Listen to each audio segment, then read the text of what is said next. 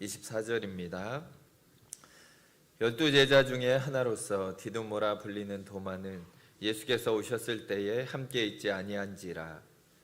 다른 제자들이 그에게 이르되 우리가 주를 보았노라 하니 도마가 이르되 내가 그의 손에 못자국을 보며 내 손가락을 그 못자국에 넣으며 내 손을 그 옆구리에 넣어보지 않고는 믿지 아니하겠노라 하니라.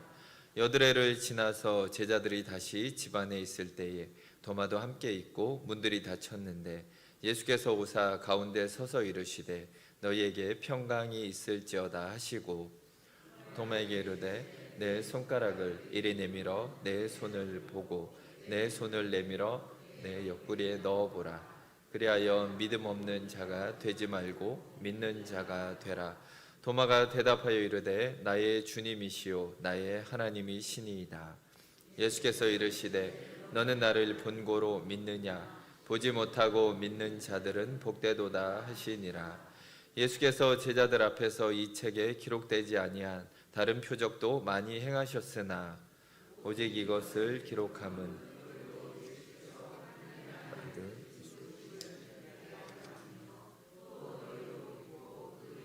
힘입어 생명을 얻게 하려 함이니라. 아멘. 오늘은 평강이 있을지어다라는 제목으로 말씀을 나눠보겠습니다. 자, 오늘은 예수님이 무덤에서 다시 살아나신 부활절입니다. 자, 부활을 믿으십니까? 믿음이 대단하십니다. 믿을 수 없는 건데 어떻게 믿고 있는지 도저히 이해가 되지 않습니다. 자, 부활은 우리의 믿음의 힘이고 또한 소망의 원천입니다. 그런데 우리와 달리 부활하신 예수님을 직접 보았던 제자들에게 이 부활절은 얼마나 더 감격적이었을까 한번 생각을 해봅니다. 자, 그런데 복음서에 기록된 부활의 아침은 우리가 생각하는 것과 많이 다르다라는 것입니다. 기쁨과 감격의 이런 모습보다는 도리어 이들은 당혹해하고 있고 혼란스러워하는 모습을 우리는 보게 된다라는 것입니다. 자, 우리도 사실 이미 우리의 가족들을 먼저 하나님 곁으로 보낸 분들이 많이 계실 줄 압니다. 이미 장례가 다 끝났고 이미 그랬는데 며칠 지나고 나서 갑자기 나타나서 또 잔소리를 그분이 퍼붓고 있는다라고 생각하면 얼마나 놀랄까. 저희 장인어른이 옆에 현충원에 잘 모셔두었는데 갑자기 나타나셔서 장모님한테 잔소리를 하시면 장모님이 심장마비가 오지 않을까 이런 생각을 해봅니다. 자, 그 정도로 사실 제자들에게 예수님의 부활은 충격적이었다라는 거죠. 우리가 생각하는 것처럼 단순히 기쁘고 반갑고 한 일이 결단코 아니었다라는 것을 우리가 기억하기를 원합니다. 자, 예수님의 부활하신 모습을 보고 제자들은 아마 이런 두려움과 또한 의심이 이들의 머릿속에 먼저 들었었다라는 것입니다. 또한 예수님의 부활의 모습은 예전과는 달라진 몸을 이분이 가지고 계셨다라는 것입니다. 자, 부활은 인간이 지금까지 한 번도 경험하지 못한 그냥 죽은 사람이 살아온 단순히 그런 사건이 아니었다라는 것을 우리가 기억해야 합니다. 자, 제자들이 예수님의 차원이 다른 부활로 말미암아 얼마나 충격을 받았는지 성경은 그것을 그대로 기록하고 있다라는 것입니다. 자, 이렇게 의심 많은 제자들이 증언하는 예수님의 부활이 정말로 사실이고 정말 우리가 믿을 만한 건가 한번 생각해 볼 필요가 있습니다. 오늘 성령님의 도우심으로 우리가 제자들의 눈으로 예수님의 부활을 똑같이 경험할 수 있는 그런 복된 시간이 되기를 바랍니다.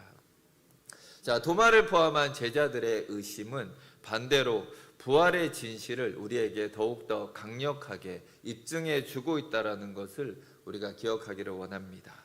부활을 기록한 제자들은 부활에 대한 의심과 이들의 당혹감을 숨기지 않고 하나씩 기록하고 있습니다. 자, 이것은 도리어 예수님의 부활이 사실이었다라는 것을 입증해 준다라는 것입니다. 이들이 의심했기 때문에 예수님의 부활을 더 따져보게 되었고 더 그것이 확실한가 이들은 성경 가운데 더욱더 이런 부분을 검증하는 것을 우리는 보게 된다라는 것입니다.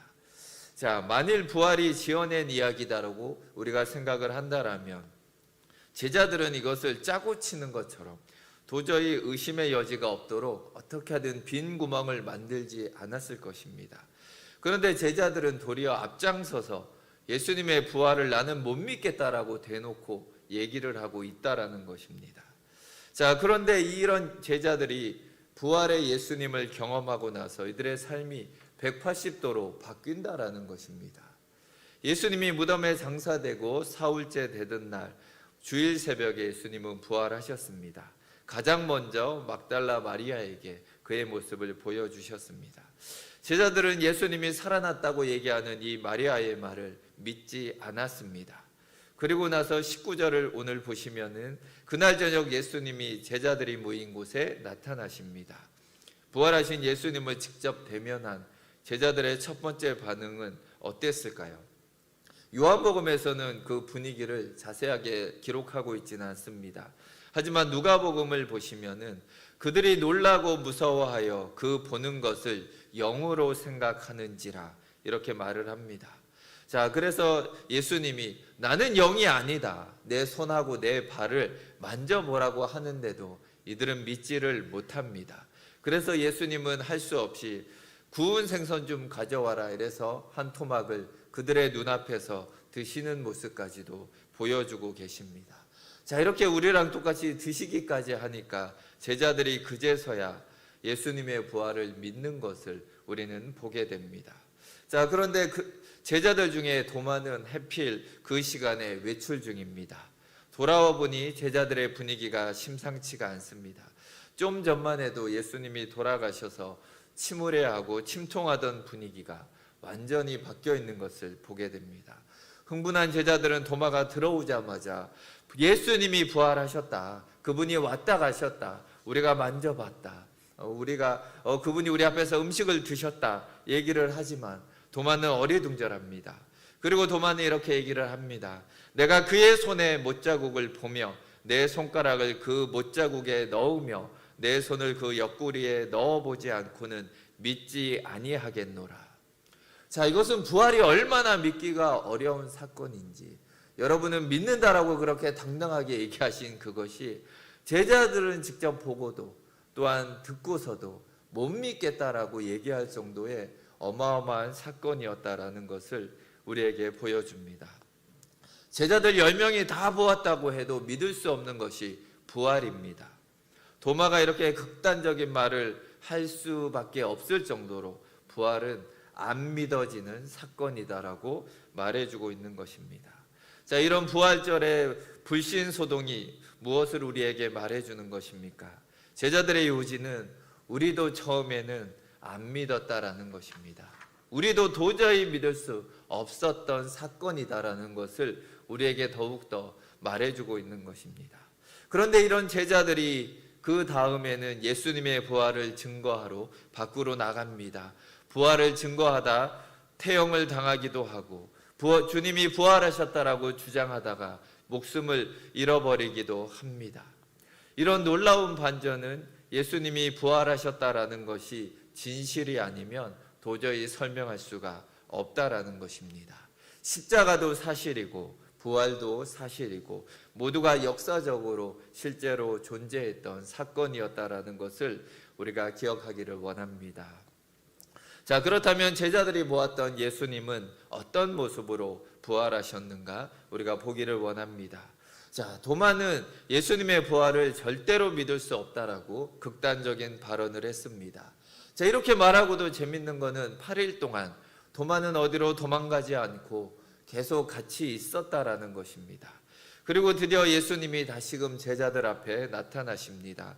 26절을 보시면 여드레가 지나서 제자들이 다시 집 안에 있을 때에 도마도 함께 있고 문들이 닫혔는데 예수께서 오사 가운데 서서 이르시되 너희에게 평강이 있을지어다 하시고, 자, 예수님의 특기는 제자들 놀래키기입니다. 예전에는 바다 위로 갑자기 걸어오셔서 제자들이 귀신이다라고 난리를 피운 적이 있습니다. 오늘도 만만치 않게 또한 제자들을 놀래키시는 예수님의 모습을 우리는 보게 됩니다. 자, 이들이 놀란 이유는 분명 문을 잠궜습니다. 대문도 잠궜고 그리고 방 안의 문도 잠궜는데 갑자기 나타나시는 것입니다. 닫힌 문을 통과해서 그들 앞에 나타나신 예수님을 보고 이들은 너무나 놀라게 된다라는 것입니다. 첫 번째 19절에서 찾아오셨을 때도, 또한 26절에서도 성경은 계속 문이 닫혀 있었다라고 반복해서 기록하고 있습니다. 자, 이것은 예수님의 부활하신 몸이 단순히 죽었던 육체가 살아난 것이 아니다라는 것을 우리에게 보여주려는 의도를 가지고 있습니다. 부활하신 예수님의 몸은 예전과는 다른 몸을 가지고 계셨다라는 것을 우리에게 말해줍니다. 자연의 원리에 구애받지 않고 물질을 통과하면서 나타나실 수 있다라는 것을 보여주고 있습니다. 또한 사복음서에서 부활하신 예수님은 시시각각 모습을 뭔가 바꾸어서 나타나십니다. 부활하신 예수님은 그런 신비감이 있었기 때문에 가장 먼저 예수님을 만났던 마리아가 예수님을 알아보질 못합니다. 그렇게 예수님을 사랑했고 마지막까지도 예수님의 십자가 밑에서 그분의 모습을 바라봤던 마리아가 예수님이 나타나는데 못 알아본다라는 것입니다. 그렇다면 우리가 알고 있는 단순히 그런 육체의 모습과는 뭔가 다른 것이 존재했었다라는 것을 우리가 기억하기를 원합니다. 자, 그래서 예수님을 보면서도 의심하는 제자들이 있었다. 마태복음은 솔직하게 이렇게 기록하고 있습니다. 예수님의 부활의 신비는 있는 대로 기록을 해놓고 믿는 것은 각자의 책임이다라고 성경은 우리에게 말하고 있습니다. 왜 예수님이 다른 모습으로 제자들에게 보이셨는가? 우리는 정확히 알 수가 없습니다. 그러나 한 가지 사실은 분명합니다. 제자들도 예수님의 부활에 대해서 눈으로 보고 믿는 것이 아니다라는 것입니다. 예수님이 약속하신 그 부활을 제자들 또한 믿음으로 받아들여야 했다라는 것을 우리가 기억하기를 원합니다. 부활은 결코 눈으로 보고 손으로 만진다고 해서 믿어지는 것이 아니라 믿음으로만 믿어지는 것이 부활이다라는 것을 성경은 또한 우리에게 간접적으로 보여주고 있습니다. 자, 이런 신비한 예수님의 부활의 몸은 이전처럼 이 땅을 살기 위한 몸이 아니다라는 것을 또한 말해주고 있습니다. 자, 17절에서 예수님을 만나는 마리아의 장면에서 우리는 그것을 보게 됩니다. 자기의 이름을 부르는 음성을 듣고 예수님을 알아본 마리아는 기쁜 마음에 주님께 매달립니다. 자, 이제 주님이 돌아오셨으니 당연히 예전처럼 우리와 함께 계실 줄 마리아는 생각을 했던 것입니다. 하지만 그때 예수님이 나를 붙들지 말라 하시면서 내가 아버지께로 올라가지 않았다라고 말하고 계십니다. 이 말씀은 예수님은 하늘로 다시 올라가셔야 된다라는 것을 말해주고 있습니다. 예수님의 변화된 부활의 몸은 이 땅에서 살아가기 위한 몸이 아니라 다시 돌아가기 위한 몸이다라는 것을 기억하기를 원합니다. 우리는 장차 우리의 몸이 어떻게 변해서 영원토록 주님과 함께 있을지 우리가 이 모습을 통해 미리 볼 수 있는 것입니다. 요한 사도는 요한일서 3장 2절에서 이렇게 말합니다. 예수님의 재림 때 우리도 주님과 같이 될 것이다라고 말하고 있습니다. 예수님의 몸이 그렇게 변했다면 우리도 그렇게 변화가 될 것이다라고 말해주고 있습니다. 사도 바울은 예수님이 부활의 첫 열매다라고 또한 말을 합니다. 첫 열매라는 것은 모든 열매를 대표한다라는 의미입니다. 예수님의 부활하신 신비한 몸은 곧 모든 성도들의 부활의 몸을 대표하신다라는 것을 우리가 기억하기를 원합니다. 예수님이 부활하신 그 몸으로 우리가 변한다면 우리도 이제 완성될 천국에서 영원히 살 수 있게 된다라는 것입니다. 이런 영광스러운 부활은 예수 그리스도의 십자가의 속죄와 부활을 믿음으로만 보장이 되는 것입니다. 로마서 10장 9절은 말합니다. 내가 만일 내 입으로 예수를 주로 시인하며 또 하나님께서 그를 죽은 자 가운데서 살리신 것을 내 마음에 믿으면 구원을 얻으리니. 예수님의 십자가와 부활을 믿는 우리는 주님처럼 생명의 부활을 얻은 것입니다. 자, 그리고 오늘 본문에서 22절에서 부활하신 예수님은 제자들에게 숨을 내쉬며 성령을 받으라라고 말하십니다. 우리가 받은 성령이 우리도 예수님처럼 부활할 것이다라는 것을 보증해 주신다라는 것입니다. 로마서 8장 11절은 이렇게 말합니다. 예수를 죽은 자 가운데서 살리신 이의 영이 너희 안에 거하시면 그리스도 예수를 죽은 자 가운데서 살리신 이가 너희 안에 거하시는 그의 영으로 말미암아 너희 죽을 몸도 살리시리라. 우리 모두가 이런 몸으로 부활하실 것을 믿고 소망 가운데 살아가시기를 축원드립니다. 자, 오늘 또 부활하신 예수님은 우리에게 평강을 주십니다. 제자들에게 나타나신 예수님은 너희에게 평강이 있을지어다라고 말씀하십니다. 부활의 주님을 믿는 성도들에게는 평강이 있는 것입니다. 이사야서 57장 21절을 보시면 내 하나님의 말씀에 악인에게는 평강이 없다 하셨느니라. 하나님과 적이 되어 있는 죄인들의 공통적인 현상은 그들은 평강이 없다라는 것입니다.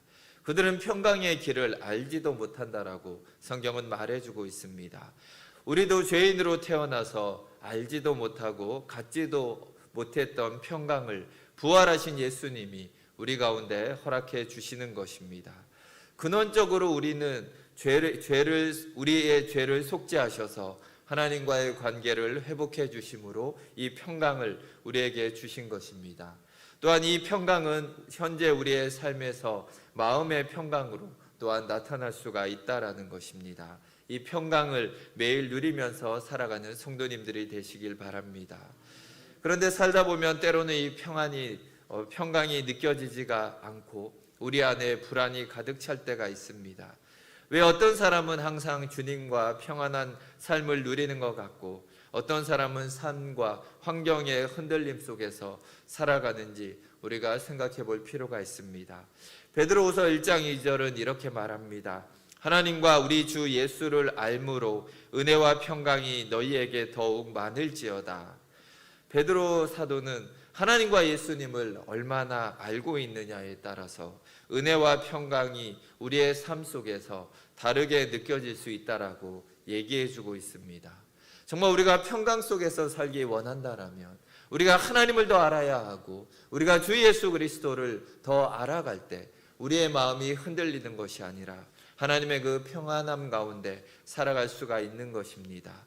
또한 이 한편으로는 매일 이 평안함을 누리기 위해서 우리가 하나님을 향한 믿음을 계속해서 발휘해야 한다라는 것입니다. 우리가 살아가면서 싫은 일이 발생하고 또 힘든 일이, 나쁜 일이 우리 안에 생길 수밖에 없습니다. 하지만 우리 마음에 주님이 주신 평강을 잘 간수하고 또한 하나님께서 우리를 도와주실 것을 기억하며 지혜롭게 이 모든 어려움을 이겨낼 것을 믿으며 나아가시기를 원합니다. 언제나 우리의 모든 일을 해결해 주시는 분은 하나님이시지 우리의 힘으로 해결할 수 있는 게 아무것도 없다라는 것을 기억하기를 원합니다. 그걸 믿으시고 주님의 평안을 유지하며 살아가는 성도님들이 되시기를 바랍니다. 마지막으로 부활하신 예수님을 믿는다라는 것은 어떤 의미인가 살펴보기를 원합니다. 도마를 우리가 살펴보기 원합니다. 주님의 상처에 내가 손을 넣어봐야만 믿겠다라고 도마는 극단적인 말을 했습니다. 자, 이 도마 앞에 예수님이 나타나십니다. 27절에서 도마에게 이르시되 내 손가락을 이리 내밀어 내 손을 보고 내 손을 내밀어 내 옆구리에 넣어보라. 그리하여 믿음 없는 자가 되지 말고 믿는 자가 되라. 자, 지금 예수님은 누가 한 말을 똑같이 따라하고 계십니까? 바로 도마가 했던 말을, 8일 전에 도마가 했던 말을 그대로 도마에게 들려주고 계십니다. 어떻게 아셨을까요? 자, 베드로가 고자질을 했을까요? 몰래 전화를 했든지 아니면 어떻게 기도를 해가지고 도마가 이렇게 했답니다, 이렇게 고자질을 했을까요?